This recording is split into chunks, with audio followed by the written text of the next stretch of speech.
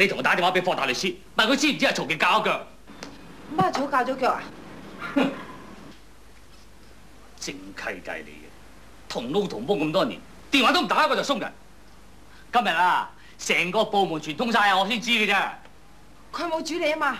唉，煮唔煮都冇用啦，遲早都燒到嚟嘅啦。哼，梗係個霍大律師叫佢走嘅啫。你話點解佢唔叫我走啊？嚇？你同我打電話俾佢。點解你自己唔打啫？我又唔識佢嘅。唔好意思啊嘛。你個人啊，又怕事，又搞咁多事，揾到佢講咩啊？問佢點解唔教你走佬啊？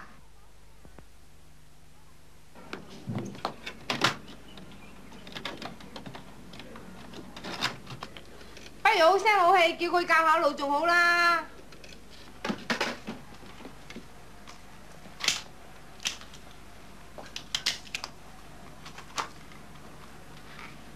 區律師樓話佢想緊停我。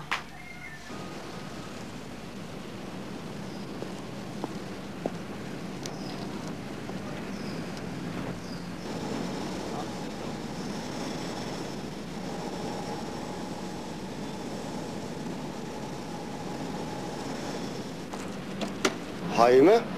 曹傑走咗？唔會啩？你聽邊個講㗎？我哋部門個個都知，佢一早翻就擠低風，遲啲上嚟鬆人，連我都冇講到。教腳有咁易咩？會唔會匿埋咗啊？佢啲竇口啊，我揾勻晒啦，唔見佢。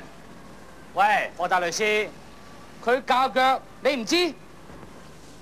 張輝，如果你搞到要走佬，你會唔會話俾人聽啊？教腳啊，你估油房咁見得光咩？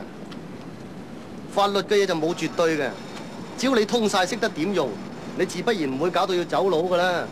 我知道曹傑搞任何嘢啊，都要問過你先嘅。係啊，如果佢係信晒我嘅，佢係絕對唔會走佬。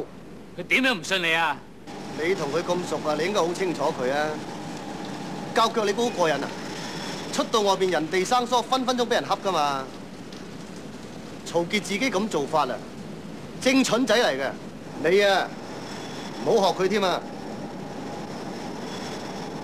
咁我而家應該點做啊？曹傑走咗，對你咪仲有好處添。萬一廉記查起你上嚟，問曹傑點解會分錢俾你，你求其答一樣嘢，佢都冇生口對啦。喂，係咧，夠鐘食飯啦，一齊食飯嚟。唔好客氣啦，俾下面啊嘛。叫埋你太太啊！我離婚。哦，係咩？